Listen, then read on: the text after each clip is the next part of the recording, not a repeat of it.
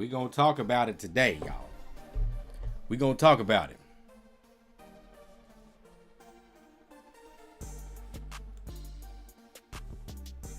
Just going to promote a little bit real quick. Had to do this in live stream form.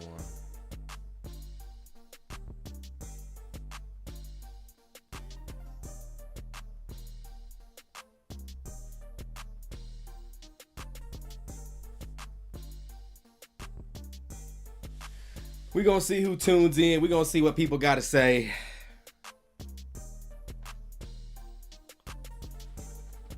And I'm kind of testing this right now because my internet's been acting weird. So if it does kind of jumble up a little bit, y'all got to let me know in the comments.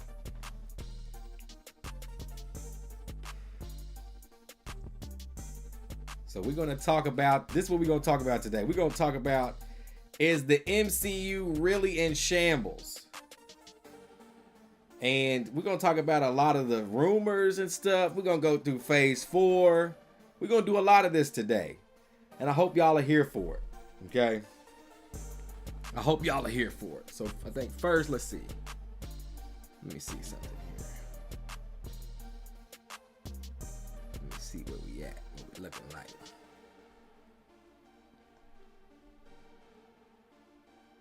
Yo, yo, yo. If you in the chat, say what's up.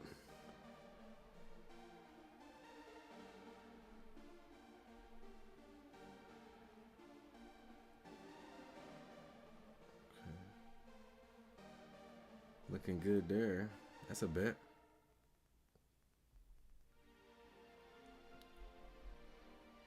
We gonna do it. Oh. Okay. But yeah. Hope everybody's doing all right today. Again, I'm testing this. If it's acting weird, that's my apologies. But we're gonna talk about... What up, Irvin? We're gonna talk about, is the MCU really in shambles, y'all? Oh, no. I'll be the first one to tell you. We're going to talk about this and get through it. I know some people feel some type of way, and that's all good. You can like what you like. Someone here that likes what he likes. I don't really care if you like it, but we're going to talk about facts today too, and facts and opinions. Lord have mercy. So last week, I know a lot of people that are Marvel fans or just fans of the pop culture in general saw that, I guess Variety had made a post that is now debunked, or an article that has now been debunked, but there's been a lot of MCU trash going around. People saying phase 4 is in flames when something doesn't go their way. And also, man, it was really bad for influencers. I'm gonna be real with y'all. I don't know how the influencers are even influencing. Like, okay. So there was small rumors of some properties getting canceled, which started some uproar. Then finally, I guess right before Loki, people were ready to jump ship. You know, and also right before the Echo trailer, people were ready to jump ship. People were ready to jump, man. People were like, the MCU's in shambles. Oh no, what are we gonna do? Well, again, and I've stressed this because a lot of people just don't know what to do in this phase, bro. People are like, I don't like it. I'm like, who liked Captain America? No one cared when phase 1 was happening. Nobody cared. They cared for these actors playing these roles and bringing these characters to life. Before anything could even float, they shot it down. They blamed it on 6 episodes, which I'm not someone who blamed it on the 6 episodes, but I do think that 6 episodes does have a little bit to do with certain seasons of certain shows. That's it. Do I think it literally makes or breaks it? Absolutely not. Because as you're seeing right now, Loki's about to get 6 episodes again, and it's fire. And it has nothing to do with writing. I'll tell you that right now. Because one, Loki is planted and grown by Marvel. They planted Tom Hiddleston, y'all, and they're reaping the benefits of this full growth attachment. And I don't understand how people don't see that. Everybody that attaches themselves to the MCU right now are talking about all characters that they love that are from previous phases. Meaning they were planted and grown by Marvel, y'all. Y'all have had almost a decade or longer with these characters, okay? And they're not even giving the new characters a shot. First of all, I think that Miss Marvel is hilarious. Her show was amazing. And I also had a lot of potential to connect this character to what is going on, or what will happen, I guess, in Secret Wars, or anything else that they want to attach it to. And there's a lot of hate on that character, and I'm just thinking to myself, like, okay, Kamala Khan is like one of the top comic book, well, that the story that was relevant here recently, and she's a fan favorite. What's her name? Imani. I think that's the actress that plays Kamala Khan. She loves the MCU just as much as we do. So that's another reason why I'm a fan of this character. Also, I wasn't really expecting much when the level was so high in Endgame. You're gonna have to drop off. You're gonna have to drop off after that because you have to build back up. When people were like, these shows are irrelevant and all this, and I asked them their question. This is my question. Whenever you all say, I don't like this show, how does it connect? What does it really mean? All this stuff. Okay, ask yourselves the question, what characters would you pick to somehow lead up to Secret Wars and attach your audience to them when you've basically killed off everybody that you've homegrown besides Loki?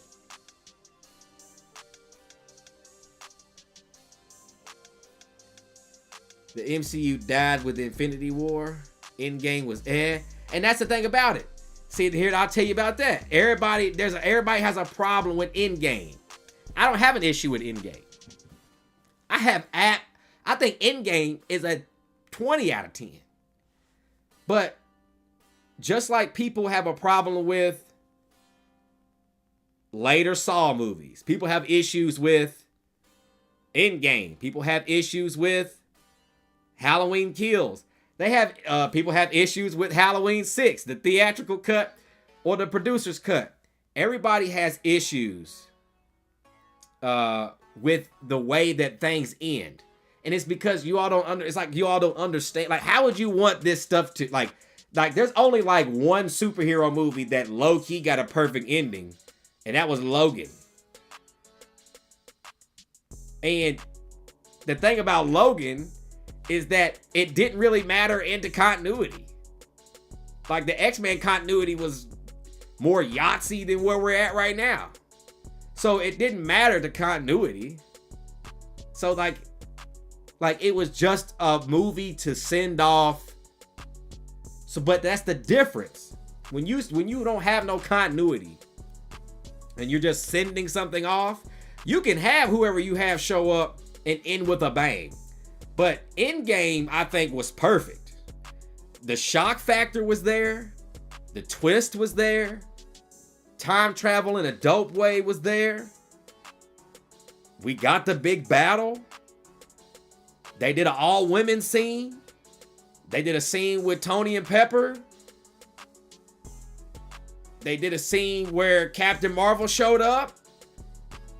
They did a scene where Captain Marvel went one-on-one with Thanos. I mean, when it's all said and done, as far as writing, I don't know what... Like, I don't know how you end it. You have to end it with Tony like that. And then on top of that, you had the emotional factor in it. With, you know, the Black Widow situation. And then Tony's passing. And then, like, after his daughter and the funeral. And oh my God. So, you know, I think that, like, if you wanted if Infinity War and Endgame to be different, then you would have had to switch the entire MCU up. Because the original, if you all comic book readers out there, you know that it's not even about all this. It's Lady Death and, you know, wants to get her the thrones and all this other stuff. Like where's Lady Death at? Like, there's no point in time in the MCU leading up to Infinity War and Endgame that you throw in Lady Death or Mistress Death or whoever the woman that he's madly in love with, who ends up being in love with Deadpool. You know what I'm saying? Like, and I always ask people these questions. Okay, cool. But how would you have written that after Infinity War then? How would you have written that? It takes, bro, I don't understand. I can break down the movie. Maybe I should do a movie breakdown. Let's see.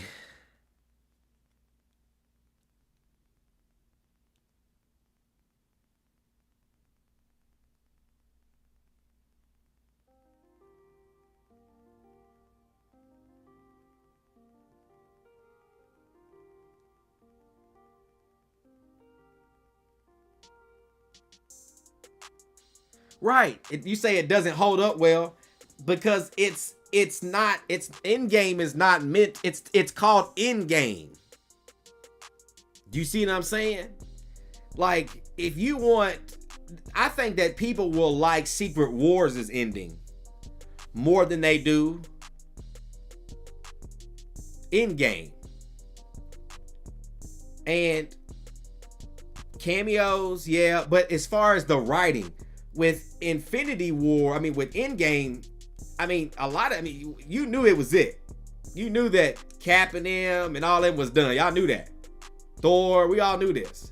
So, with the newer characters, you said you feel like they were rushed. That's okay. That's okay.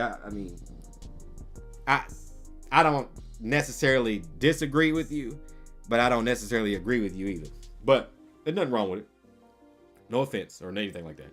Oh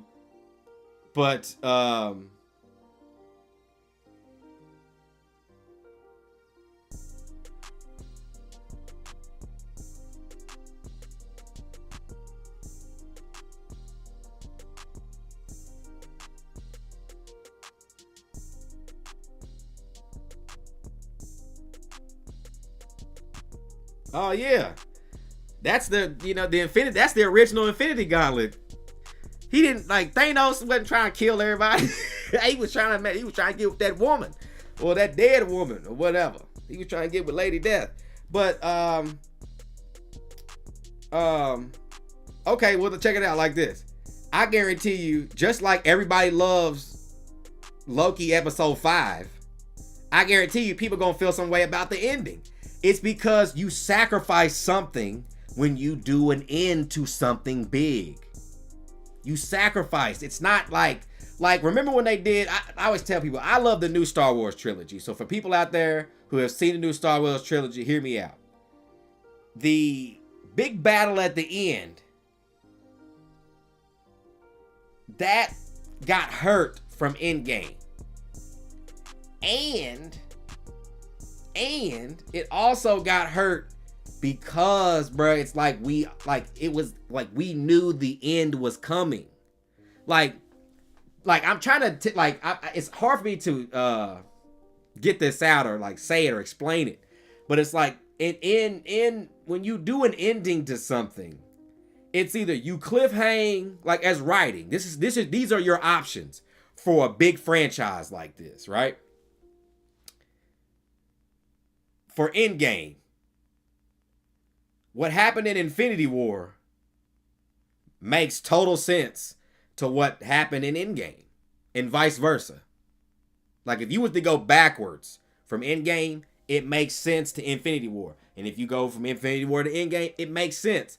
I don't understand, like, okay, here. Infinity War happens. You like Infinity War, cool. Thanos snaps half of the population away. Do you end it there? No.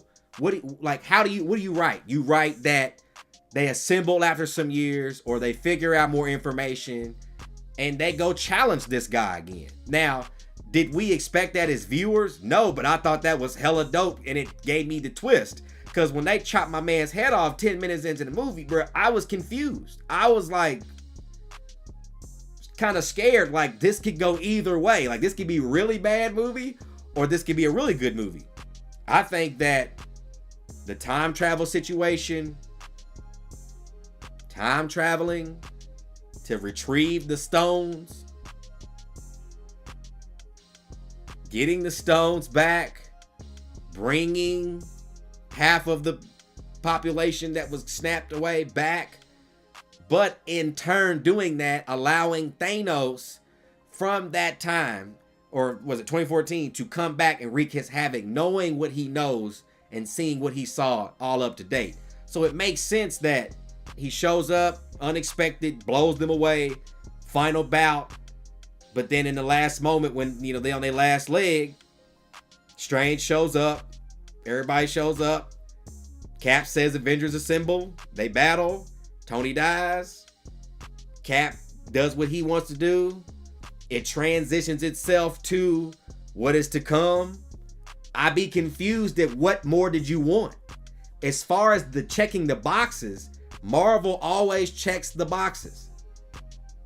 Like, they did everything. Like, even from a node back to Age of Ultron, which is my favorite Avengers movie, Captain America picks up the hammer and goes one-on-one with Thanos. Bro, like, even that's before the final battle. Those are small things that, and then you like, Captain Marvel finds Tony in space, making total sense. Like, I'm just trying to, like, where does the writing of these movies come into conjuncture to where you have better writing? That's what I'm saying. Like, there are only so many options without you messing up something else when you go into this. So that's why I'm saying, like, when I'm be thinking, my process of elimination be on 100. So everything that needed to happen happened. How do you bring people back? How do you do that? How do you write that in there without going back in time to get the stones? How do you redo it?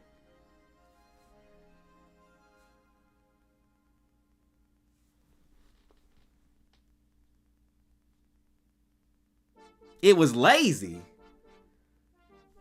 I don't know. I'm just confused. I don't get it. I don't know what you do.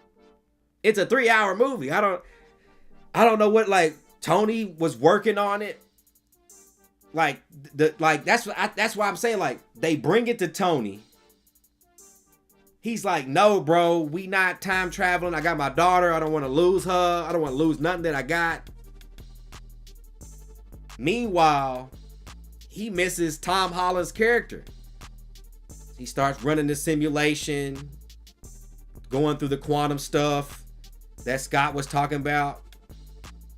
He ends up finding a way. The Tony that we know was not going to let him stop himself from doing what he needed to do. They did it. I don't have a problem at all with Endgame's writing, because I don't think anything is Sauce Walker out of the wazoo. You know what I'm saying? It's not like I don't know, like,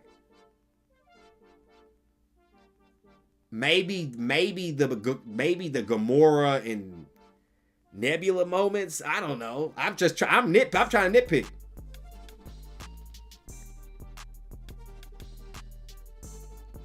Oh, okay. No worries. Episode 5 of Loki was nasty, bro. It was crazy. You feel me? So, like, that's what I'm saying. Like, I think in a first, like, when you're like, we're basically, phase 4 was from scratch. So here we're gonna go through it. We're gonna go through it. Okay, so look, we got what was first? I think it was Black Widow. I think the Black Widow movie was dope, but you know, I don't think it connected to or pushed the timeline where we're going. So I don't really, that was kind of in limbo for me. I think the Eternals movie was amazing. because we got to see what Celestials look like, and they did a great job of that. Like how small we are in comparison to them. Like seeing that on screen, I almost lost my breath, you dig? And then we got, let's see. Okay, we got Eternals. And Eternals, right now, a lot of people don't know, but there's rumors that Eternals is most likely going to connect to the Thunderbolts movie because the big celestial that Cersei turned into a stone at the end is supposed to be turned into an island, and it's supposed to hold adamantium on it. So I think that, that's a dope connection, and it pushes kind of what Miss Marvel did with the X-Men X-Gene, which was a big moment, and everybody talked about it. But now, for some reason, everybody don't give a damn about Miss Marvel, like Miss Marvel didn't have that moment in her series. And I'm not saying that you all are saying that. I'm saying that just a lot of people, I remember when the X-Gene thing came out and everybody was going bananas over it, bro. Like for 2 weeks. And then like all of a sudden they like, oh, we don't like Marvel and what they doing and everything's poop. And I'm like, bruh. Like, and that's what happened. Like, man, they were flip-flopping last week, boy. They was flip-flopping. Like one time it was like, bro, this is crap. Echo dropped. They was like, okay, Marvel.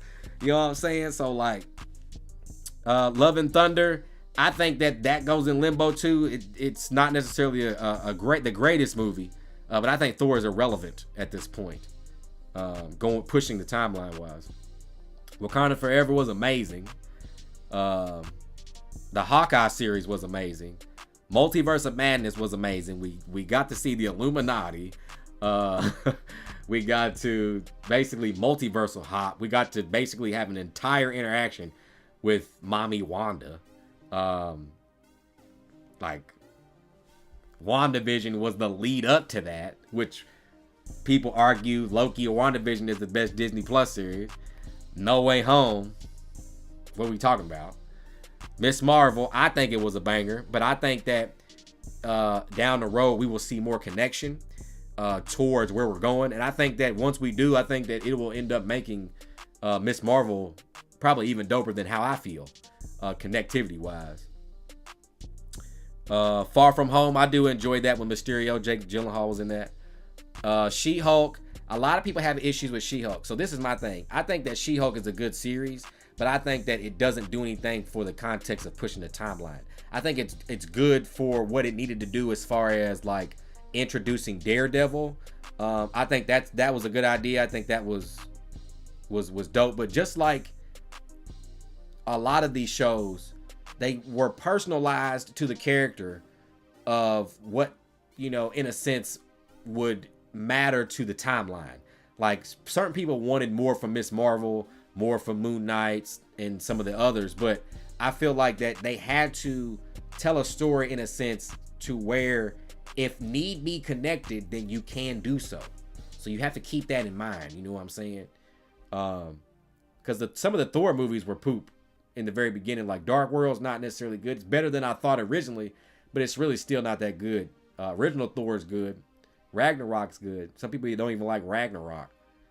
But I think just like Miss Marvel bringing in the X-Men theme and explaining that she's basically has the X gene and she's not going to be an Inhuman, stuff like that, I think that was dope, and it pushes kind of more of, leading up to mutants and stuff like that. She-Hulk basically brought Daredevil over from Netflix into the MCU in her show. We also picked back up with Blonsky from the original Hulk movie. The Moon Knight show was amazing. And people, like, I always tell people about Moon Knight, people expected them to do the Batman thing. Like, they expected us to go like, or them to go like the MCU Batman, because that's what they compare Moon Knight to. DCU, MCU wise a lot. And I'd be like, So I liked how they went, strictly with these different personalities, told more of a different story. And I also think that basically opened the door for the supernatural characters that we haven't seen yet. So when you're looking at what needs to happen down the road, which we're probably going to get our Illuminati, which is why they showed us in Multiverse of Madness, and probably there's going to be a supernatural character that plays, one of the Illuminati characters. You know what I'm saying? Falcon and Winter Soldier was amazing. Basically set up the Thunderbolts. Like that started basically the Thunderbolts. Valentina was in this, and she was also in the back scene, the background of Black Panther. You know what I'm saying? And then you had season 1 of Loki, which basically is introducing our new big bad. So like, I'm trying to understand what's going on. Like, Eternals is going to introduce more Animanian X-Men stuff. Hawkeye basically introduced Fisk, Kate Bishop, who was going to be a newer Avenger.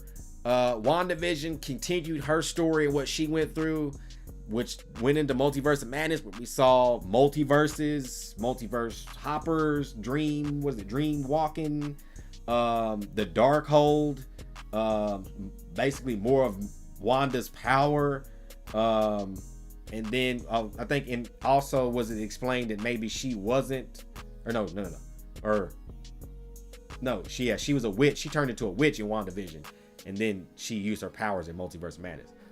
No Way Home brought all 3 Spider-Men together. Miss Marvel introduced basically the X-Men into the MCU, confirmed. Far From Home, in a sense, kind of set up for Secret Invasion. She-Hulk, basically, you needed Daredevil supposed to be coming, so you need a way to get Daredevil into the MCU, and the perfect way to do it is through She-Hulk. Moon Knight introduces Supernatural. Also, there was a Werewolf by Night that happened. 2 Supernatural sides. Also, Elsa Bloodstone. And then Falcon and Winter Soldier continues what happened post-Blip. At the same time, continuing the story of the post-Captain America and him becoming the new Captain America. And then Loki introduces the big bad over all of this. So I'm trying to understand, like, they checked all the boxes. We checked all the boxes, y'all. I don't understand. I don't. Like, I really don't. And now we about to move into phase 5, where we did Ant-Man. Ant-Man showed Kang the Conqueror, another variant. And we also got to indulge into the quantum realm, which for 3 Ant-Man, well, like, if you look at Ant-Man's trilogy, it only makes sense that in the 3rd Ant-Man movie, they actually go to the quantum realm. Like, I don't understand what you know what I'm saying? I feel like after Endgame, there's a lot of people that were just kind of expecting a lot. They've checked every box. I don't understand. Tom Holland needed to grow up. He needed to get pushed to that next level. No Way Home did it. Like, I don't know. You know what I'm saying? We need a new Hawkeye.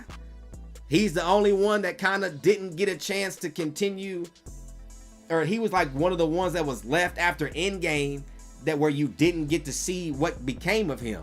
So through the Hawkeye series, they explained it. Like, I'm just trying to understand.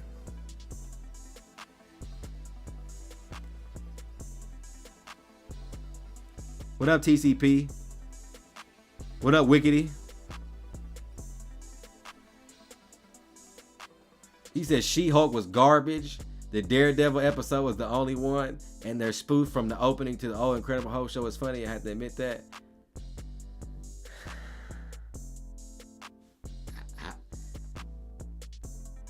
I enjoyed She-Hulk. I enjoyed the character Jennifer. I think it was cool to see the Blonsky situation come back into play. But I think, like I said, the main point to me of that show was that it brought in the Daredevil situation, which played in to what was being written for She-Hulk, with her being like this woman, you know, dealing with being a woman in reality and dealing with becoming a She-Hulk and stuff like that. I thought that maybe the only thing that was rushed about She-Hulk was the origin of how she becomes it. I don't know if I would have done an entire episode basically having a conversation breaking down everything that you can't do that I can, because that is kind of surface level writing. But from another angle, they're related. so I can see that conversation. You know what I'm saying? So like that's like I don't really have an issue with She-Hulk. I think that She-Hulk, and then to write in the people who had problems with it in the finale, I think that was amazing. And that if you read She-Hulk comics, it was a lot like the She-Hulk comics. It was very, you know, random, very like the Daredevil coming down from the top of the screen, bottom of the screens, coming in from the sides type comic book strip things. I thought that was just, but again, I didn't expect She-Hulk or a She-Hulk series to ever be A+++++. That's another thing. The characters that we have to go with to lead us to Secret Wars are not on the high spectrum of popularity. And that's because Marvel doesn't necessarily own everything yet. But they gotta get us there, and soon they will own it. But when they do own it, they want to tell us that story. We just can't have like Endgame and then go X-Men. Like, it don't make sense. So like, you gotta like, what characters? And like, look at the characters that they used. Who was still available post Endgame? Hawkeye, Wanda, Doctor Strange, Thor, the Guardians, Captain Marvel. That was left. You know what I'm saying? So look at where we at now. Wanda's had basically 2 movies. Strange is in 2 movies. Tom Holland had to continue the story after losing Tony. So and help him grow up. But we got that.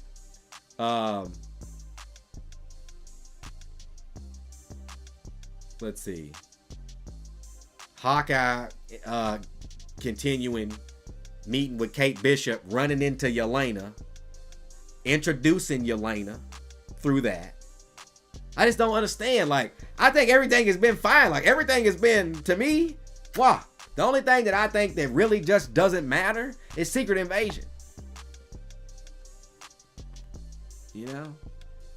Like, if Nick Fury was at Saber after Endgame, or after or Far From Home, then he could have been up there till the Marvels movie.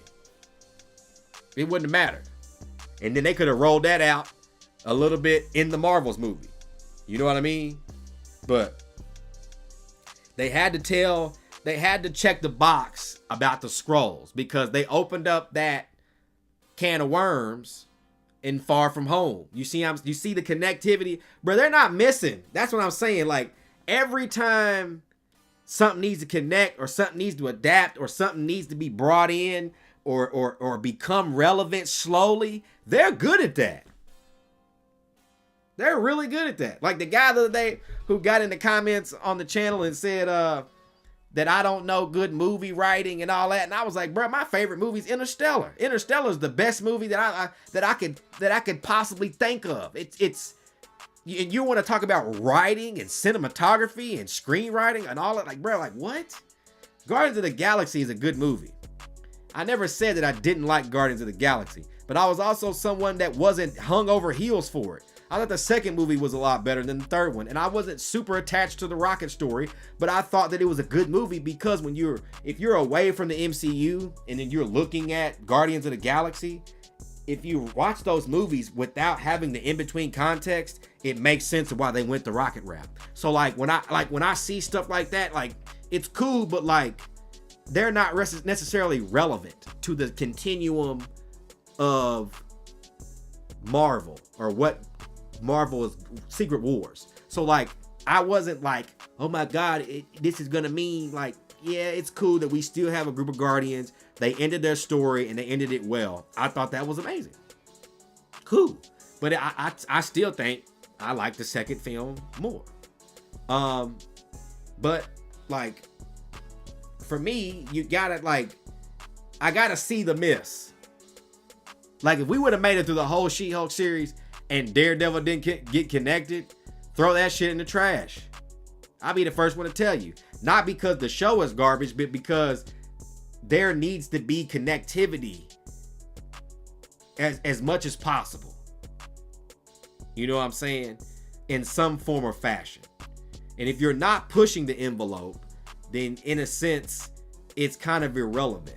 You know what I'm saying? Like, Shang-Chi was a big hit, but at the same time, like there's been tons of rumors Shang-Chi, Wreckage of Time or whatever, where they're gonna probably time travel, and that's probably gonna have something to do with the 10 rings or whatever the case may be, that look a lot like Kamala's bands or what was hinted in Kamala's show. See, a lot of people even forget that Kamala's history connected to where apparently Wen-Wu found the 10 rings. That's not trash. That's fire. So I'm confused. Like, what? Where's the trash?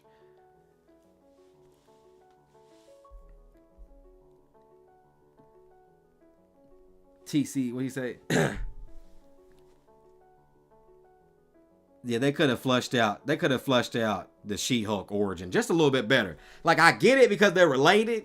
You know what I'm saying? So all the conversations, everything that happened, I get it. But like, I think that it just depends. If She-Hulk is going to be relevant, super relevant going forward, then I feel like that they would have put their foot in it. But I don't know if that's the case. I think she's going to be a part of the Avengers team, but do I think that she's going to be like Captain America or Iron Man or something of the team? Nah. You know what I'm saying? She's going to be like kind of off to the back a little bit.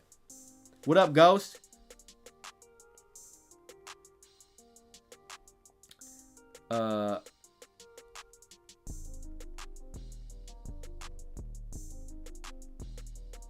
I forgot a third Jennifer Wall. Oh yeah, man. Hey, her dad was comedy. Yes.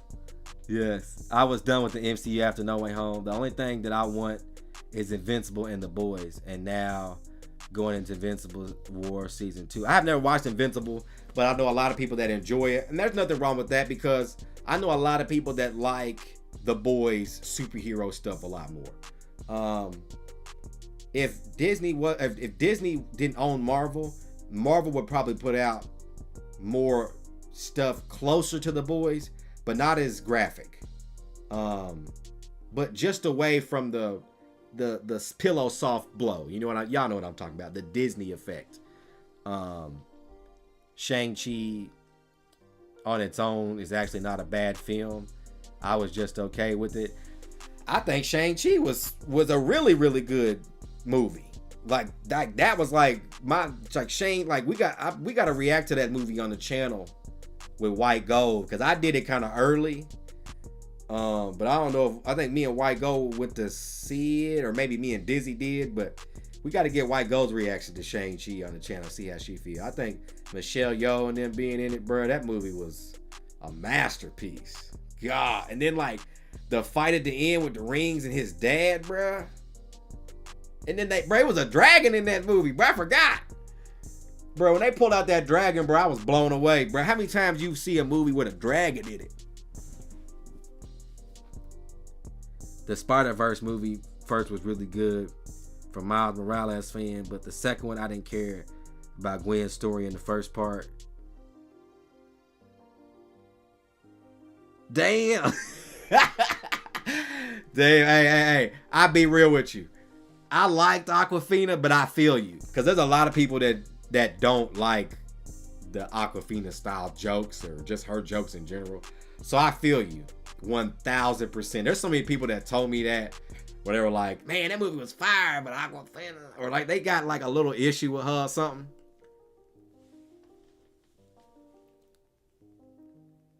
The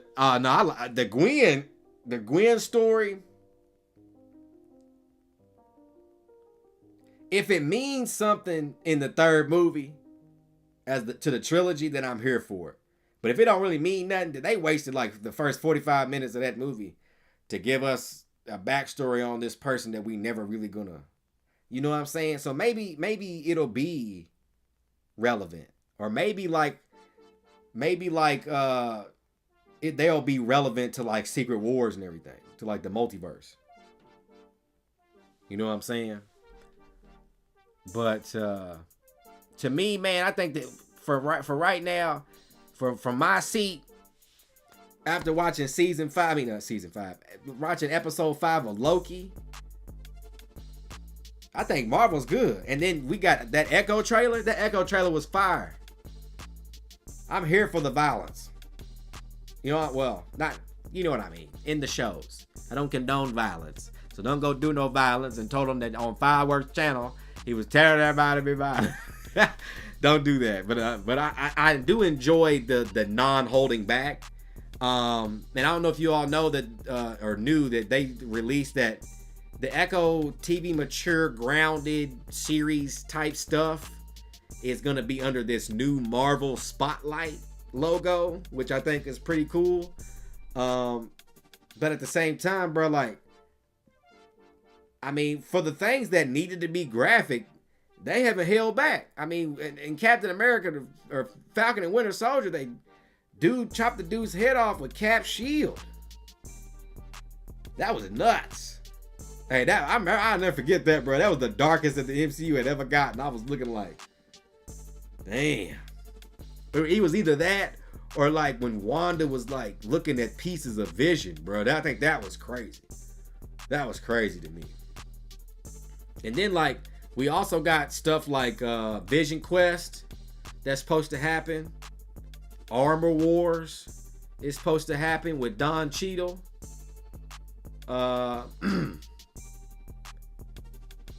Ironheart, which I'm here for, because I've heard rumors. I don't know if this is true, so take this with a grain of salt. But a while ago, there was a rumor going around about for the Ironheart series that was talking about a Kang variant being in her show, but he didn't look like Kang. I think it was supposed to be an Iron Lad, he eventually was gonna be Iron Lad, but it was the variant who becomes Iron Lad. So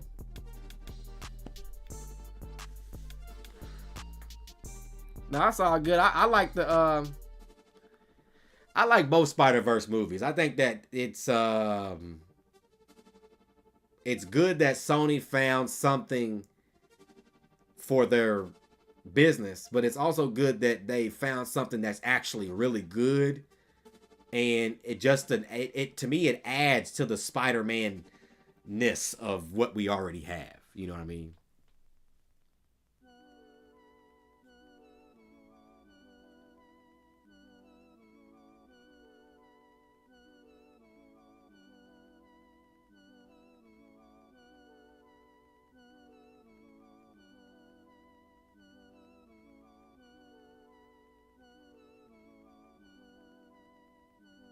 Which I don't like. You don't like the Spider-Verse?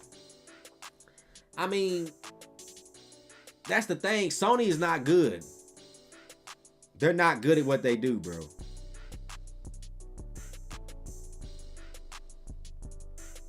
They're not. Sony's not good. Sony is If it can get worse than the DCU, bro, that's what Sony's on. Sony is building everything but a live action Spider-Man. Every 10 years, we should have a Spider-Man from Sony. Just like about every 6 or 7 years, we have a Batman from WB. Batman, Spider-Man, Superman. Like you're talking about like box off $1 billion movies if you get it right. And that's if you get it right. And that's no joke. Easy $1 billion movies if you get it right. Spider-Man, easy. Like, yes.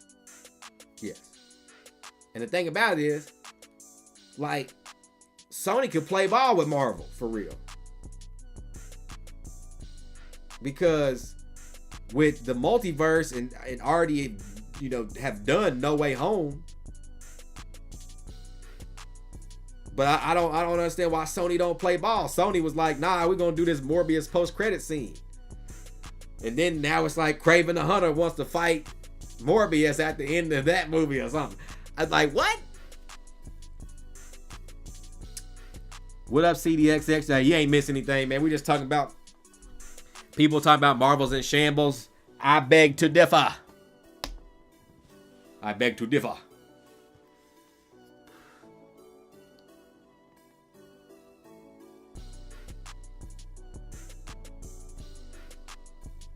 Yeah, it's bad. Sony's bad, man. But listen, like, I like some of the stuff, like people, a lot of people, they hate on the Venom movies. I actually like the Venom movies. Because that's the thing. It's like, they're just doing stuff sporadically and connecting it at the end instead of connecting it from the beginning and then moving accordingly. So it's like Venom was done, but then like they didn't, that was before that they had gave, or they were in cahoots with Marvel to let the Tom Holland situation go down. And then since they let that go down, we got the Miles Morales, but that ended up working. And so now Sony is like, okay, well that worked. Let's do that. And then they were like, well, since they got the live action Spidey and Toby's old and Andrew Garfield's not gonna do it, then we gonna do Morbius. But then they did No Way Home. And then they did Morbius anyway. Like, they don't know what they're doing, bro. Like, it should have been Spidey first versus a villain spinoff or TV show, Miles Morales movie down the road, multiverse, No Way Home, Venom in your second movie, Venom gets his movies. Like, Lord, everything's just, it's not good.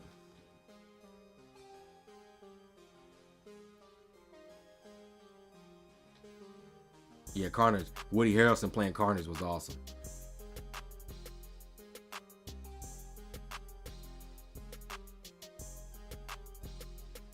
Yeah, they don't like the setup.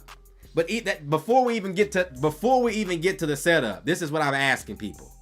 Before we even get to a new setup, okay, this is your job. We're post Endgame. Iron Man gone. Black Widow irrelevant. Thor is irrelevant. I don't own the rights to Hulk. Hawkeye.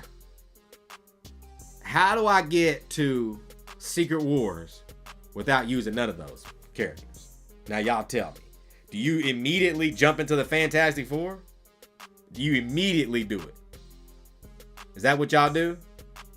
And then 5 movies down the road, we have Secret Wars with no Kang the Conqueror, no build up on Kang, no Miss Marvel, no Moon Knight. Like, what do we do? Then we just tell a story of the left Avengers, and then as we go forward, we just meet new Avengers. Like, what we gonna do? No X-Men, because the Miss Marvel show didn't happen, so there's no way to involve the X gene or change anything to make it happen. So what we do? How we get to Secret Wars? How do we travel that road to Secret Wars with these amount of characters? Who do we use? What do we do? We're gonna go to Ant-Man route. Ant-Man wasn't even box office to begin with. He wasn't big box office to begin with. That's what I'm saying. The character choice, I think they did a good character choice. One, I think that they played it safe. I think I will say that. If anything, they played it safe in Phase 4. I think Phase 4 is safe because they checked all the boxes, sprinkled a little bit here and there, so that way down the road. You see what I'm saying?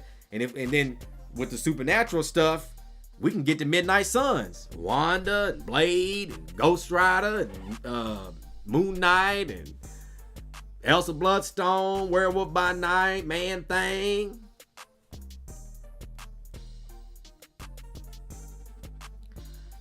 I've heard a lot of people think that the Kang that got sucked into the orb in Ant-Man is going to end up being the Beyonder in Secret Wars, which I think would be awesome because the latest version of Secret Wars, they're just aliens or something. And I think that is just horrible. But I love the rest of it. I just hated the Beyonders are just like some alien guys beyond everything.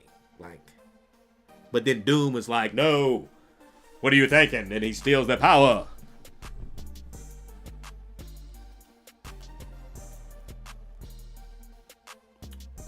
White Gold, she is She's at her crib. She's resting. She's not feeling too well today. We were gonna react today, but we took a break. We did 2 marathons in like 5 days, so we're kind of exhausted. But we still got content on the way. Loki episode 5 should be coming soon. That was amazing. And then also we're gonna finish up the Continental. We got Gen V on the way, and then we got the Captain Marvel movie too, because the Marvels movie comes out this weekend, which I can't wait to see the Marvels movie. I don't know if I trust the MCU to do Fantastic Four. The best one we've ever gotten was back in the 2000s. I think that's as good as you're going to get with them in live action. I think that the Fantastic Four will be okay.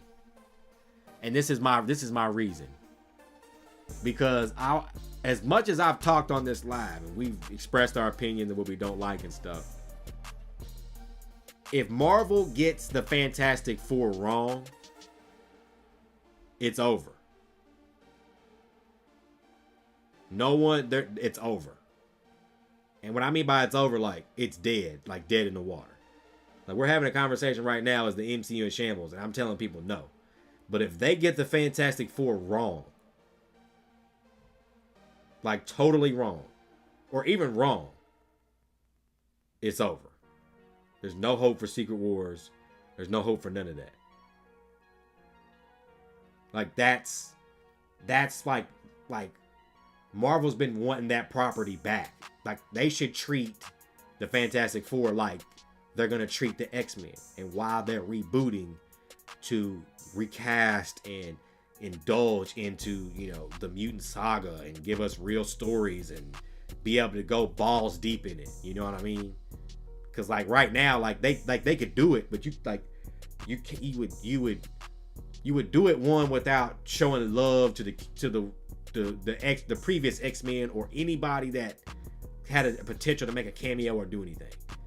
Also, to do it now and then soft reboot later would just make no sense. It would be a waste of time. You would be better off saving your energy and your creative, you know, juice for the reboot and to be able to pave that way for the, you know, and do everything. And right now they're setting up for it. You know what I'm saying? With the adamantium on the island, and Kamala being a mutant and stuff like that. So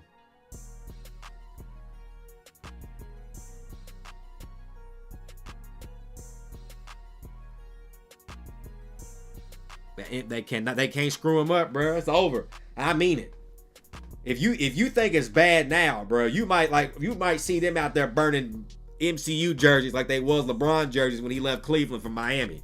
I'm not joking. You might have people try to burn down movie theaters. Because I remember, bro, when Fantastic Four, the last one, dropped. That was bad. That was bad.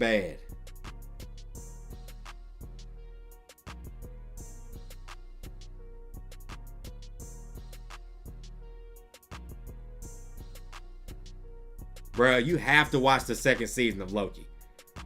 The second season of Loki is amazing. And I don't even know what the finale is yet. I'm still guessing that Kang is gonna...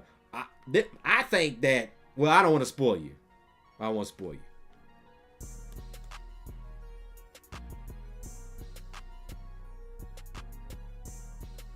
Yeah. I've heard that it's supposed to be Jake Gyllenhaal. I can't remember the girl from... She was in Dead Reckoning. The blonde-haired girl from from Mission Impossible Dead Reckoning. I can't remember her name. She was rumored to play Susan Storm. Then Eddie from Stranger Things was supposed to play Human Torch. And I can't remember the guy who was supposed to play the Thing.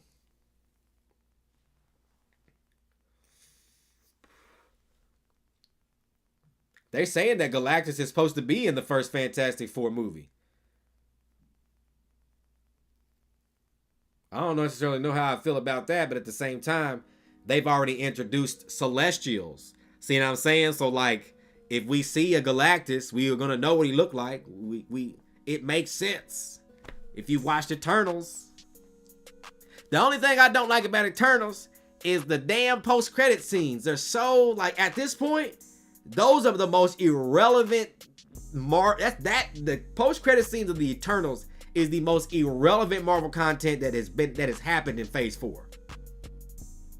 Completely irrelevant.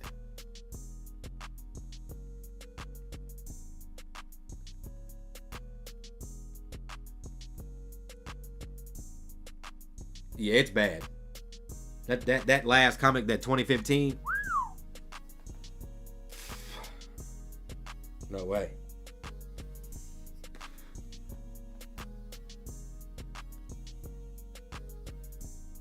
Yeah, he did.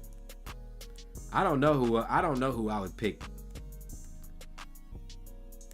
for the Fantastic Four, but I'm gonna be honest with y'all. I think I've read a plot leak. It's a rumor, but it's like they're supposed to take place in the 1960s, and they end up in our time. And it makes sense since Reed is light years smarter than what he's supposed to be, and Reed Richards is, in the comic book anyway, I think is a Kang variant, or Nathaniel Richards. No, he's a descent of a variant or something. Or he's a variant of it. Or something. I can't remember. But so I heard that they're supposed to come through the quantum realm or something. But it makes sense.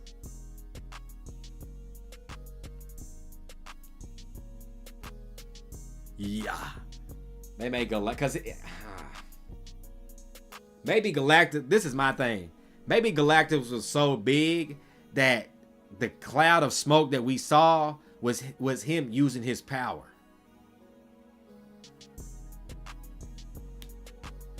Look at it like that.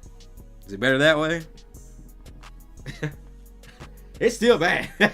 if they give me a picture and they have an arrow pointed to that cloud and it says Galactus at the other end, that's bad.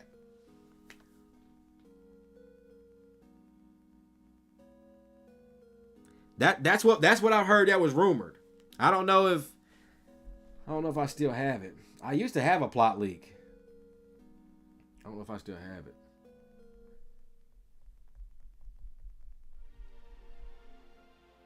Fantastic Four plot leak.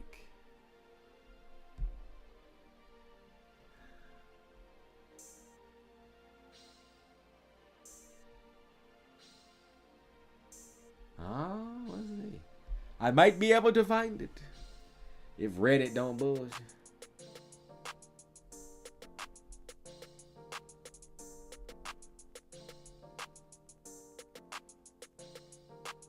Oh, it was deleted? Okay, hold on. Let's see if we can look at it. Y'all want to look at it?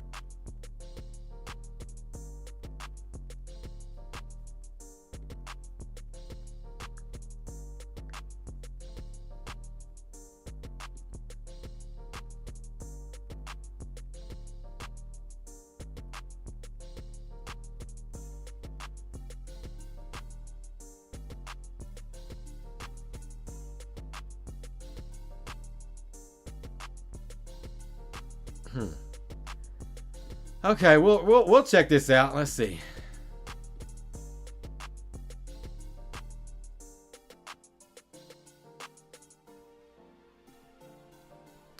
All right, so of course, take this with a big ass grain of salt, because this is on Reddit. All right, it says the opening scene in the Fantastic Four takes place in the 1960s during the height of the Cold War. The Fantastic Four, consisting of Reed Richards, Sue Storm, Johnny Storm, Ben Grimm, are a group of scientists and explorers who have been recruited by the government to investigate a mysterious energy signal coming from the quantum realm.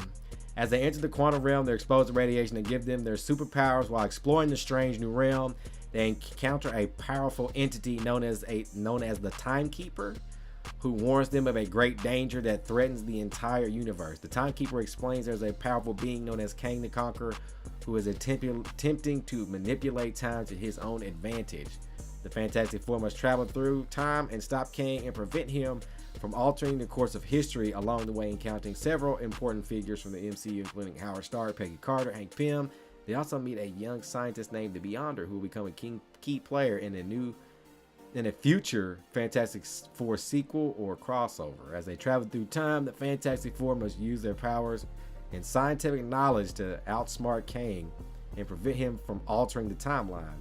In the final showdown, they face off against Kang. They must work together to turn down a seemingly all-powerful entity as they save the universe from destruction. However, in the process, unable to return to their own time, instead find themselves transported to the present-day Earth. Now stranded in a world they do not recognize, the Fantastic Four must adjust to find a new surroundings and figure out a way to return to their own time. They arrive just after Endgame and encounter the remaining Avengers and other heroes of the Marvel Universe.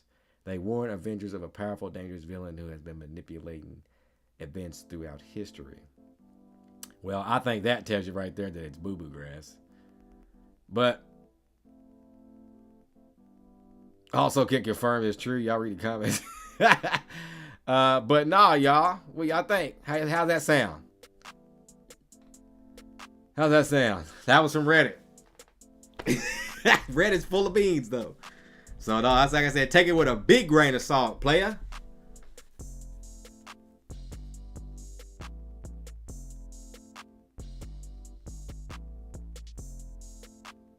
Take it with a grain of salt.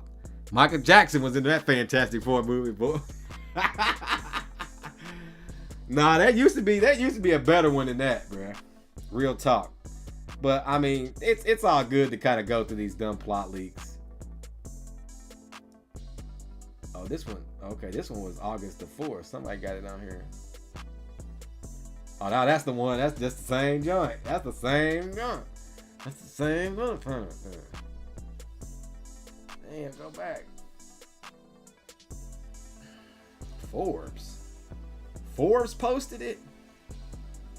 Whoever wrote that leak, bruh, he won. He got posted by Forbes.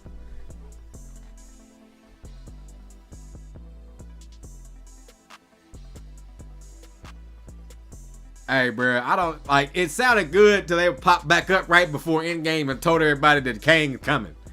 Kang's coming. Like, nah, nah. But I have heard from numerous reliable sources though that they are coming from the 1960s. They're not coming from our time. That's what I've heard. I heard that they're already a team. They're not gonna assemble in this movie. They're gonna already be a team. That's what I've heard.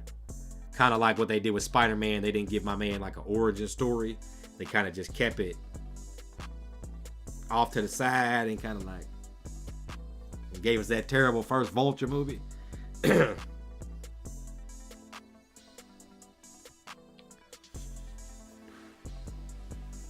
it with a grain of salt. But hold on, let's see. The MCU is definitely not what it used to be. Okay. Well, to me, it's the same it's always been. I don't understand. It's been what? Hold on. What year did? Hold on. Let me see. What year did they come out?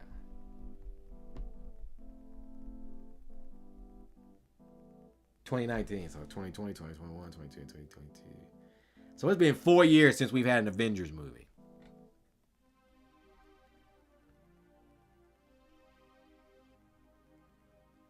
How do I think it's the same? I mean, the only difference is it's instead of back then when TV shows weren't popping and were completely irrelevant,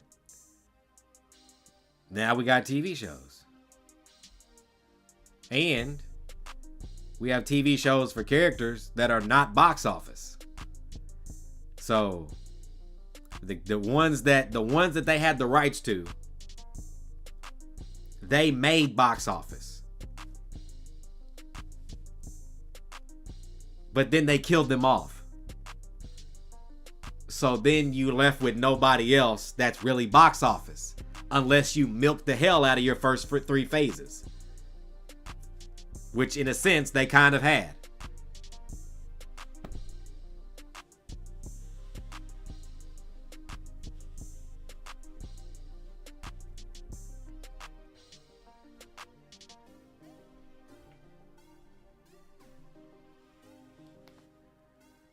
You said explain the Blade rumors. What does Blade have to do with Kang the Conqueror, my guy?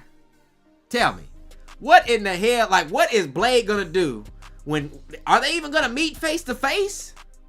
That's what I'm saying. Are you looking for Blade to run into Kang the Conqueror? Like, that's what I'm saying. You mentioned Blade, bruh. I don't give a damn if Blade needs to be rewritten, whatever the case may be. It's completely irrelevant right now. I don't care if it needs to be rewritten or Mahershala Ali wants to walk away because they hired a writer that they didn't like or whatever the case may be. I'm not here for the back and forth about the writing because I think the writing is irrelevant. What Marvel has always really been good on is connectivity and keeping actors on the same payroll, so every time a new movie show up, you didn't have a different actor playing the same hero. That's what they money banked on.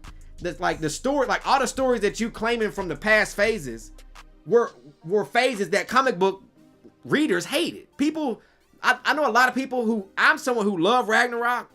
After watching World Hulk, I would have rather had that than Ragnarok. And now I know why people feel that way about Ragnarok. There's a lot of shit that they changed. There's a lot of stuff that they twisted. But in the same sense, this is my thing.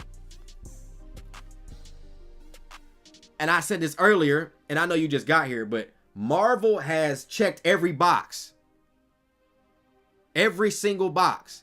And earlier, I went through that on here, and I'll do it again, just to give you some connectivity real quick.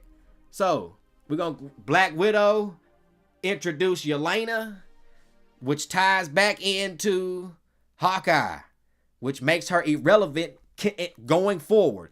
Thor, irrelevant. Guardians of the Galaxy, irrelevant. There ends to the stories of what they got going on. Eternals sets up for what happens in Thunderbolts. Wakanda Forever gives us the new Shuri, also introduces us to Talokan, whom are mutants, which we got introduced to mutants and confirmed in the MCU in the Ms. Marvel show, which is going to mean something going down forward.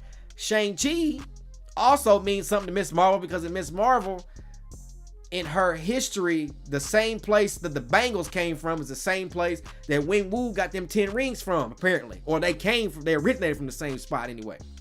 So they connect there. Far From Home basically sets up Secret Invasion. Hold on. Might have to thug it out real quick. Let me see something here. Okay. WandaVision basically picks up from Wanda's story since she didn't die in Endgame. It picks up from her story after that. Losing Vision, coming back, all that stuff like that from the blip.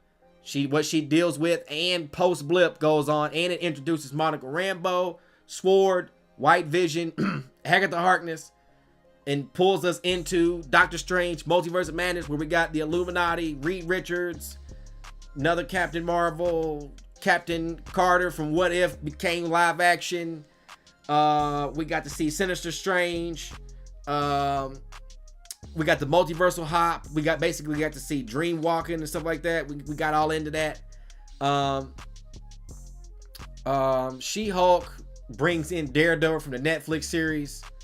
Moon Knight introduces one of the supernatural characters that possibly could be in Midnight Suns alongside with Werewolf by Night, Elsa Bloodstone, which could come into, and the reason I bring all this up because it matters to the end game of stuff from what I've heard.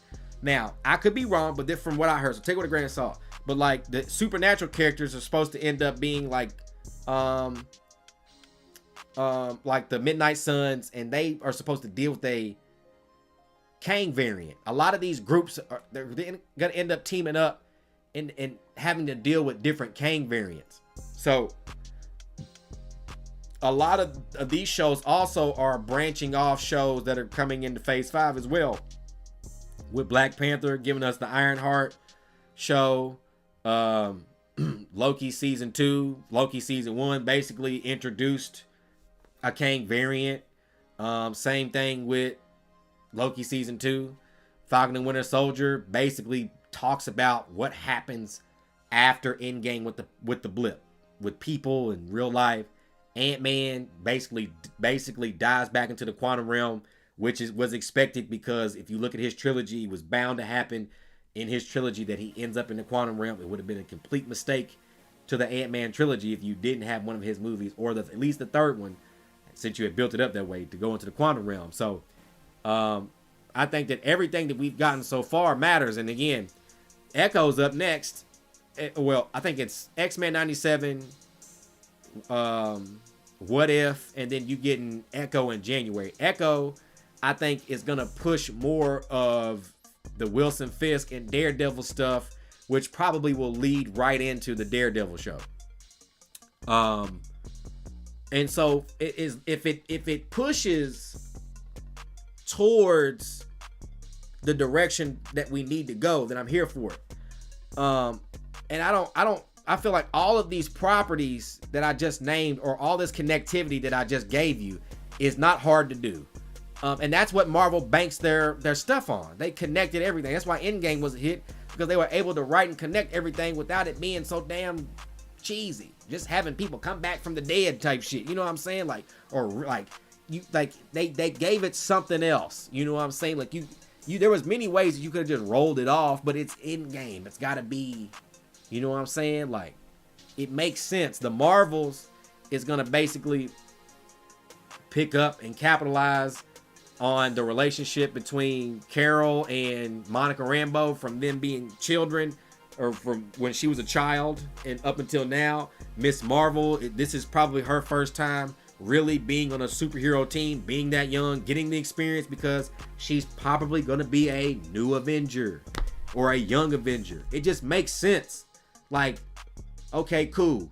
Even if Kamala Khan didn't learn anything, then where does she fall at? Like, why introduce her? Of course, she's going to be a new Avenger, or she's going to be one of the new Avengers. So, like, she's going to learn from Carol and Monica. Monica's also going to be doing some type of learning, in a sense, working with a team and kind of getting close with Carol. Those are the main things that's probably going to be needed to be taken from that to go to the next property and have it make sense.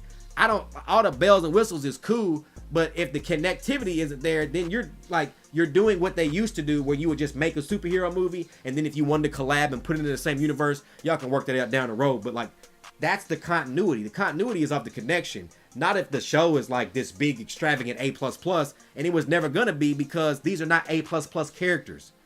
These guys, like, none of these characters that are new, not from previous phases, could go box office in their own movies. None of them.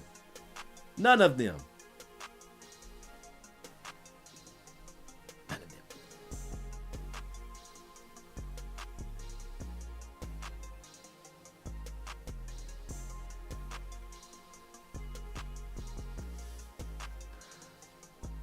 And you said Werewolf by Night was horrible. That's crazy.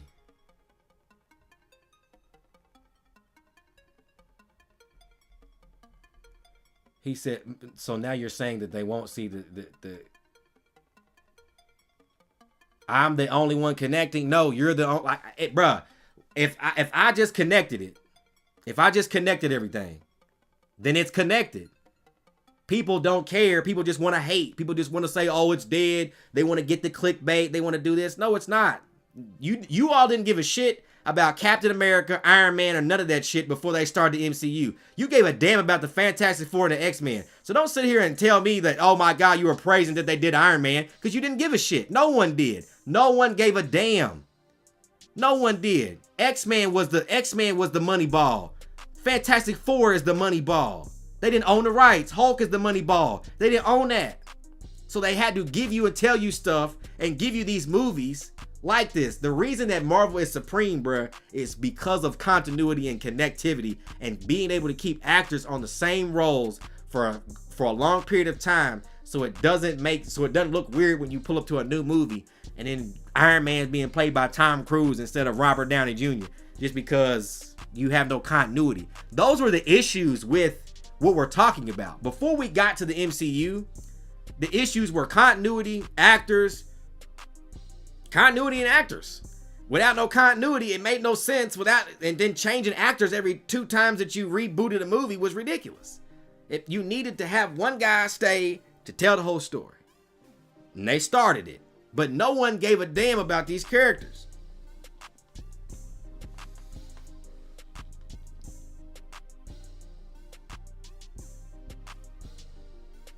Hold on. You said they introduced characters to check a certain agenda box. To check a certain agenda box? So where does Miss Marvel's agenda box come into play here? What agenda box? Where in the world? And just like I said earlier, Miss Marvel was a high tier comic book prophet. Why would you not pick the character if you're gonna move forward and you don't own the rights to what you need to get there, and you killed everybody off? That makes absolute sense from a business standpoint, from a product standpoint. Why would I pick the Dark Swan from a comic book from 45 that don't make no continuity to the damn Secret Wars? You see what I'm saying? You're saying that I just gave you the connectivity, but then it's like now it's an agenda box. So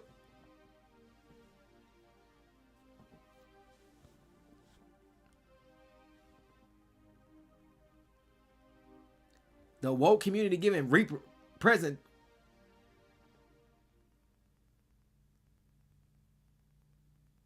Comic book readers are irrelevant when it comes to selling movie tickets.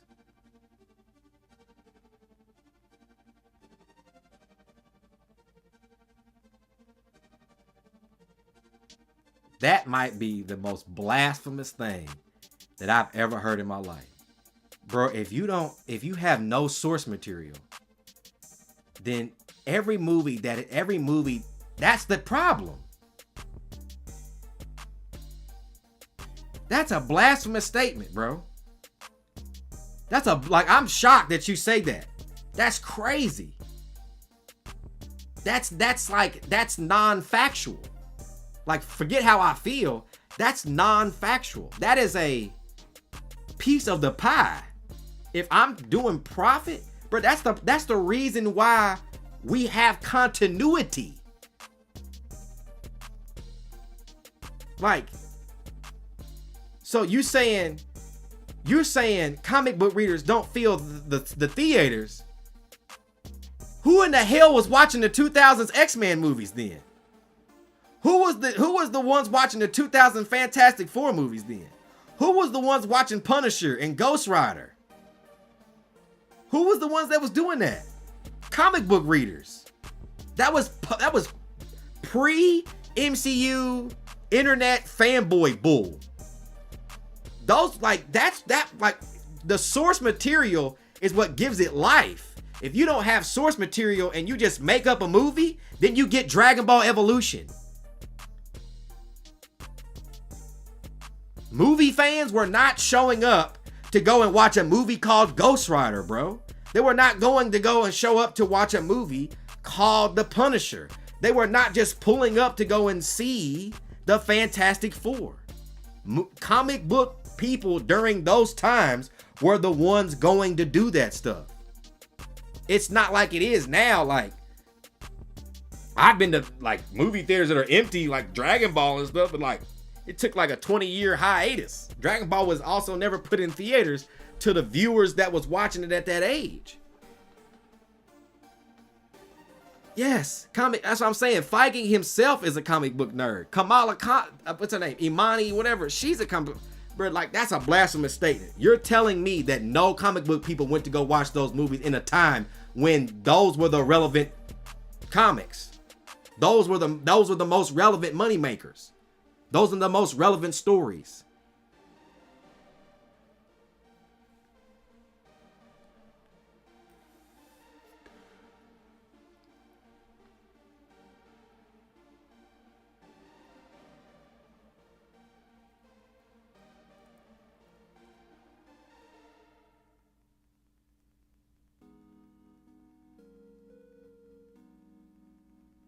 You can't get 1 billion in sales off comic book readers alone. Well, I think that's a lie, but also because you can't tell a comic book story in a cinematic format. It doesn't work. That's why Feige adjusts the story. That's why they use different writers and collaborate.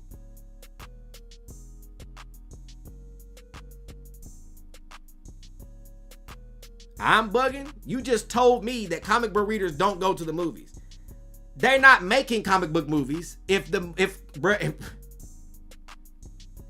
Without those guys, you don't make comic book movies. You don't even like, Hollywood doesn't even attempt that. Like that's a non-profit business then. If how many I said it was? What was it? Eric Bana's Hulk, two Fantastic Four movies, Punisher, 2 Ghost Rider movies. That's 5 movies. So you're telling me that in the mid 2000s, when the company that's only known that at the time, the company is known for those,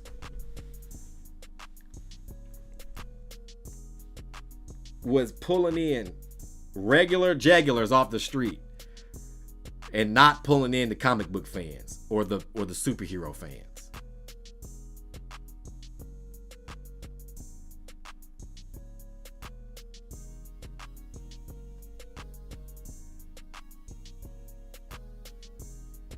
I never said that comic book readers push movies to $1 billion.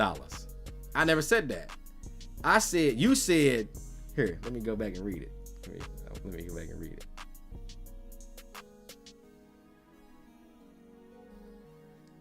Comic book readers are irrelevant when it comes to selling movie tickets.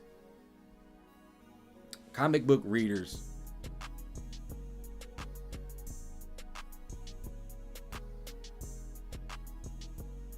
you don't get there without them. But I'm not saying that they're the majority either, especially now. But what I'm saying is that during a time when there was no internet, and you're saying, well, people weren't buying comic books and the comic book industry died, that's fine, bro.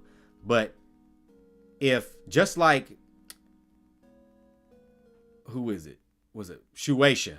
They're known for Dragon Ball. Or just like Sega, they're known for Sonic. Or just like Nintendo, they're known for Marvel, bro. Known for Mario.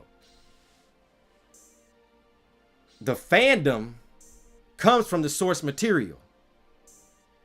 The foundation of these fandoms and these ticket sales are coming from the comic book readers. And I named those specific films for those reasons that you listed. You said that people weren't reading comics big like that. I agree. But when Marvel was dropping and their big names still to this day are Hulk, Fantastic Four, X-Men and Mutants.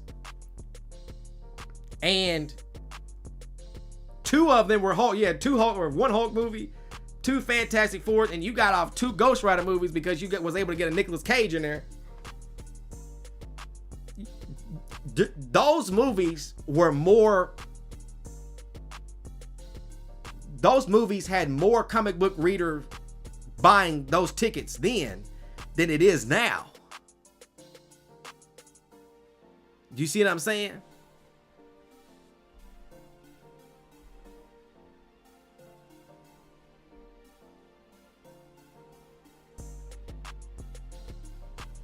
No, I didn't say comic book readers alone drive ticket sales, bro. That's not what I'm saying. I didn't say. What I'm saying is that without the popularity from certain stories that I listed, like Fantastic Four, X-Men, Mutants, and stuff like that, they don't choose to do these movies in Hollywood. I said that they're the foundation of the ticket sales. I'm not saying that they're the majority, but what I'm also saying is that more comic book readers were buying those tickets then than they are now, because the internet was irrelevant, and then on top of that, there wasn't as the quantity was rare back then, because those movies were coming out every year, every 6 months. You see what I'm saying?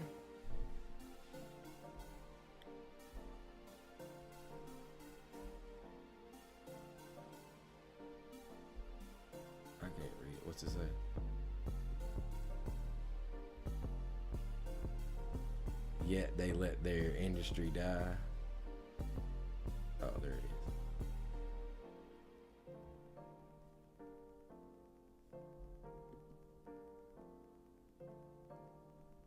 is. Is that what it says? Yet they let their industry die. What does that mean?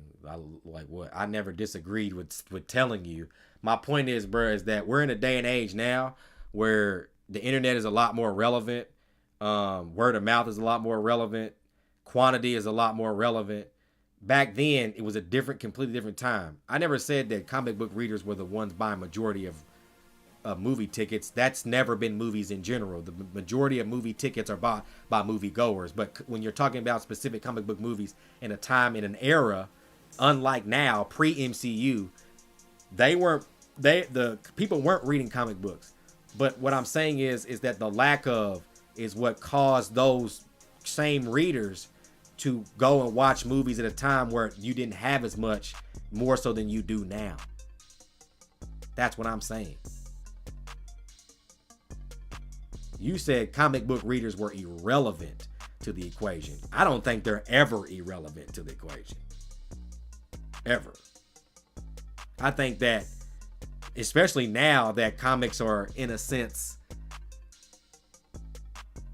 people read comics now. But I think it's more so that they were movie people first. And then because we live in a visual age. So like they were movie people first. And it's like, oh, I want to read the source material. So they go back and read it more so than it was, I'll pick up a comic before pre-internet or whatever the case may be. But I think it's crazy to think that a comic book reader or a comic book story in general, a lot of these movies are written with source material in mind. A lot of these movies are written with source material in mind. And it may not be some of the biggest parts of the source material. They could rewrite the biggest part and then add the rest of the source material around it. You know what I'm saying? Kind of like what they did with the Infinity Saga. Like Lady Death really had nothing to do with it. So they took her out and was like, Thanos want to kill half the population because it's what he feel like. The Infinity Stones was still a part of it. They just rewrote it. Ragnarok, Thor went to, you did get kind of World War Hulk, but it was kind of based on Thor's story more than it was Hulk's story, in a sense. So, they just rewrite it. You know what I'm saying? But irrelevant? Nah. I wouldn't go that far. They don't even, they used to make movies. I'm forgetting one. Daredevil. They used to make movies with no continuity in mind. Continuity means no sequels, no universe. Meaning that means that you can tell a story that didn't matter and it could end how I wanted to end, and you can let the next dude who was directing it pick up where you left off. Now you can't do that. And one of those variables and reasons of why you can't do that is because you have comic book readers out here that will call you on your bluff if it's really bad. And just like Endgame, we've had a conversation in here. I know a lot of people who wish that the Lady Death situation went down with Endgame. I know a lot of people wish Ragnarok was World War Hulk. I know a lot of people wish that a lot of stuff. But I think that with what they have to work with, it's fine. Now, I don't know about what you said earlier. You said that they were checking boxes, community boxes. I don't think that they were checking community boxes because we got, from as far as I know, we got 39 men properties. So if it's about men versus women or race or whatever the case may be, that's irrelevant. We got 39 men's. We had a Black Panther movie. 2 of them. I don't believe in the wokeness. If I'm a believe in the wokeness, it's gotta be potent like Barbie. If it ain't potent like Barbie, then we'll call you back. But Barbie was potent. I ain't seen an MCU film that was potent.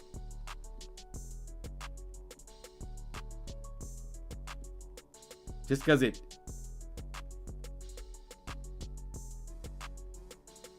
No, I wouldn't. I'm sorry if I Barbie was woke as hell.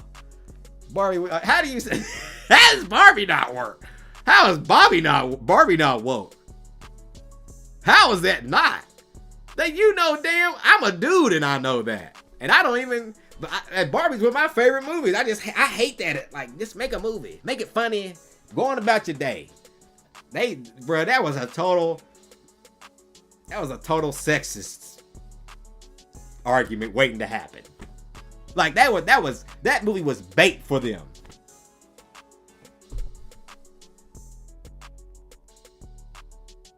Barbie was supposed to be perceived. Yeah, no, I understand that, but when old girl went into the whole soliloquy, that's when it went over the top. You can do the Ken stuff and wearing the hood and the glasses and men or horses are men extenders and we don't have genitals and we can do all that. We can do all that. But when old girl started talking about my life and girl, nobody got it worse than anybody else out here. She's saying that on the Barbie movie with people out here that lost legs like Lieutenant Dan. That's what I mean. That's why I say, like, when it gets too potent, that was too potent. I felt you, girl. I felt you. No shame in your game. But this is Barbie.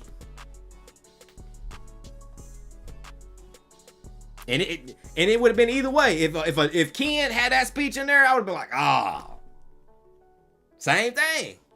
They just need to leave that out. Have fun with it and just leave all that out of there. No, Barbie was. I mean, yeah, but at the same time, I can say that about everybody though. Everybody go through something. Everybody got more on your plate. But you know what I heard from that whole conversation, the soliloquy she went into? No accountability. And that's when it becomes woke. When you're pushing a message knowing that it's incorrect, but it has incorrect consequences, when you push it anyway, it's woke.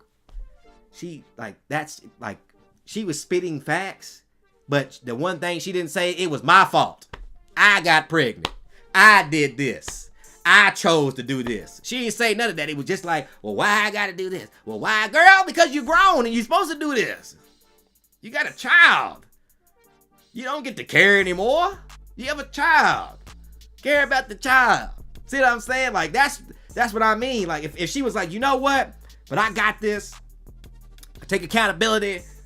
I'm the strongest Barbie in the box. Let's do it. Cool. Girl, I know a lot. I know women with a lot more that's doing a lot more worse than you, that's doing a lot better than what you was talking about. So I get it. I'm with y'all. But was it the truth? Was that a form of accountability? No. Everybody should take accountability for what they do. Everybody has a decision to make in life, and if you don't make the right one, you got to pay the consequences. That's what I learned that early. Life is about decision making.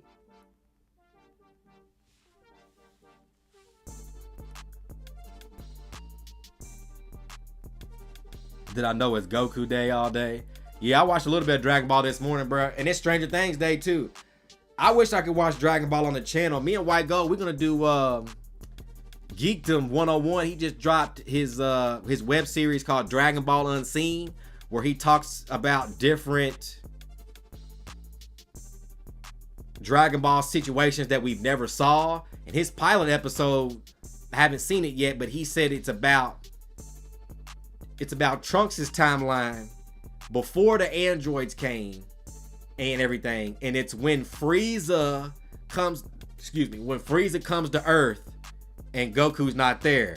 So I guess in Trunks' timeline, Goku and Frieza actually fought, and he's the one that he like breaks that fight down and that whole thing down in his anime or whatever. And I want to check it out so bad, but I'm waiting on White Gold so me and White Gold can do it, because she's a big Dragon Ball fan too. So I can't leave her out. You dig? Can't leave her out. What up, Crazy Legs?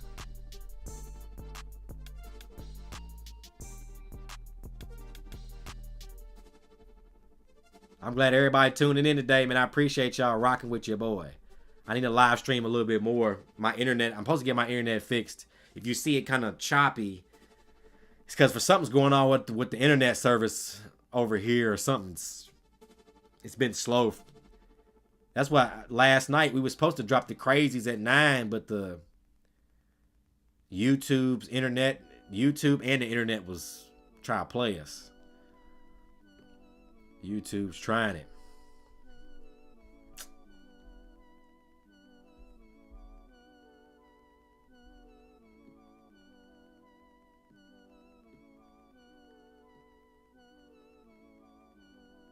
Was trying it.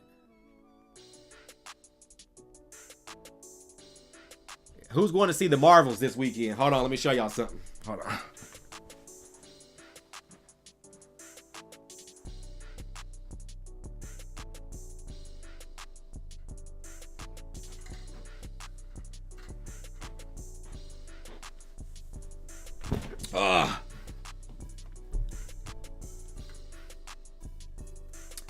It's 4:37 in Kentucky where I'm at.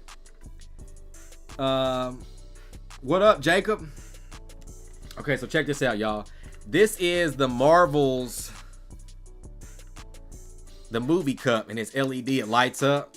So if I put something in there, bro, this is gonna be awesome for the theater. See that? It's like a little button on the bottom. I don't know why it does that. Is it the green screen that makes it do that or something? Isn't that weird? But got this cool cup. I'm a movie merch guy. I don't know why. And I've been into cups lately. I got that slime cup from Starbucks. But what y'all think? Who's going to see the Marvels this weekend? I'm excited. A lot of people hating on the Marvels right now, even though that the first one was really good. I love the Marvels. Oh my God, Captain Marvel's first movie was awesome. I think I saw it twice actually. I think I actually saw it twice. Damn, they did Goku Day today. I think last week was Battle of the Gods, like 10 year, which was crazy. Cause I remember I went to go see Battle of Gods, bro. And it was like me and 2 people in the theater, but I was in there going crazy. Battle of Gods is awesome. And Resurrection. People hate on all this, man. They just hate on everything. I'm thankful to get content, bro. People, bro, I remember when the MCU, if it wasn't for the pandemic, bro, the MCU would be on top right now. They was about to give us like 3 shows, 2 movies a year. Like they was gonna bang it out on us, bro. Pandemic messed everything up. Chad Boseman passed away. He killed off all your Avengers.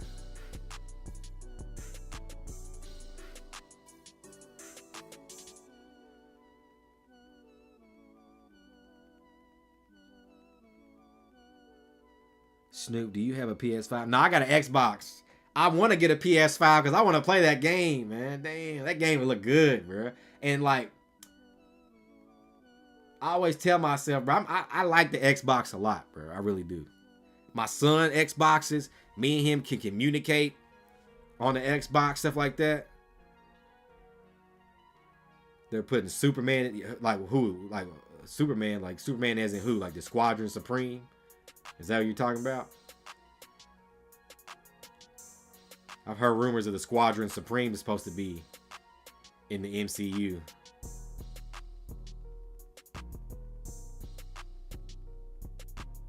Which would be nuts. I think that'd be crazy. That would be crazy. They dropped an action figure of those other things sometime.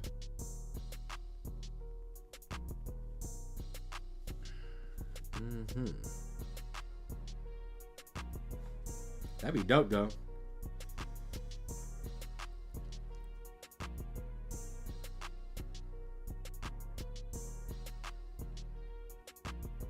Bro, I'm gonna have to get a PS5 because it looks like that Marvel is in cahoots with Sony. Bro, I played that Avengers Xbox game. The Spider-Man on it was... Iron Man was dope. I think I like using Captain America the most though. The Avengers game...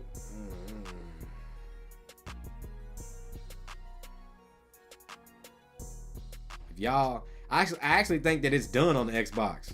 2 of my favorite games are like Marvel vs. Capcom 3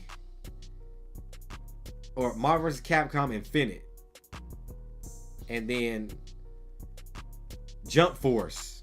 They took the networks and everything down, so I can't even play the games no more.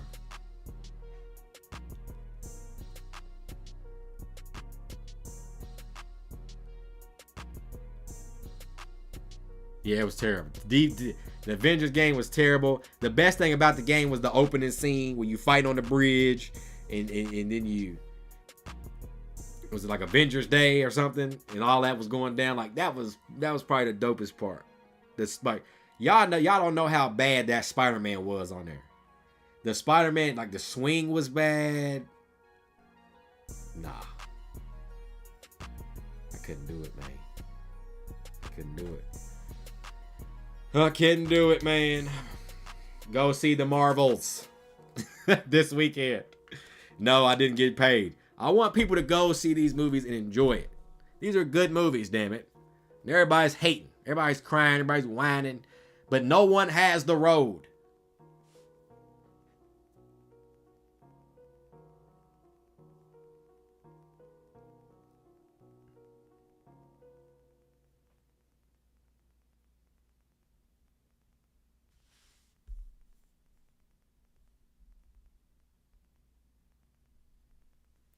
Bro, I need a PS5, bro. I might get rid of my Xbox and buy a PS5. I think that would be weird as hell, though. Because I used to have a Switch, and all I did was play Smash Brothers, bro. I wore Smash Brothers out, bro. Like, yeah, I went too far, low-key. I had to get my joystick replaced twice. I went crazy on it. Gave it up. Bought a Super Nintendo instead. Beat Mario and Donkey Kong and Killer Instinct. Got rid of that, and now I got a PlayStation. I got a PlayStation 2. Got Budokai, Grand Theft. What other games I got? NBA Street Volume 2. I'll play that a lot. That's probably like the most I play.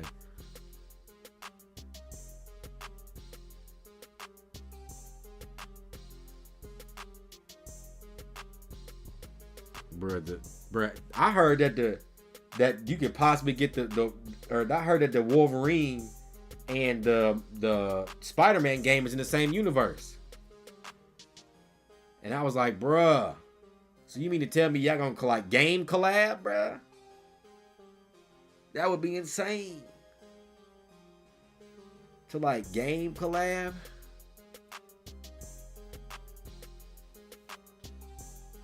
I need that, bro. Maybe I can get one for Christmas or something. Maybe I can save up some change. Maybe I can put a fund on YouTube and fund fireworks as PlayStation 5. Fund my PlayStation 5 so we can play Spider-Man on the channel. I'm gonna tell you right now. If I was able to get that and put it on the channel, we might not be doing movie reactions for a hot minute, because I might be on here gaming for real. Real talk. All right, man. Good talking with everybody. Jacob, Profess the Film Man, Not Your Average, Curtis Hart, Battle Axe 82, CDXX, Eddie Griffin, TJ Wolf Games, TCP, Toys. Appreciate y'all rocking. Casey Jones. Appreciate everybody rocking with me today, man. I'm about to get out of here. I got some other stuff I'm about to do. Stay tuned to the channel, though. Loki episode 5 will be out sometime soon. Probably tomorrow night. Continental's coming. Captain Marvel's coming. Gen V. Five Nights at Freddy's. We got that on the way, too. All right, so make sure y'all stay tuned to the channel. I'll see y'all soon.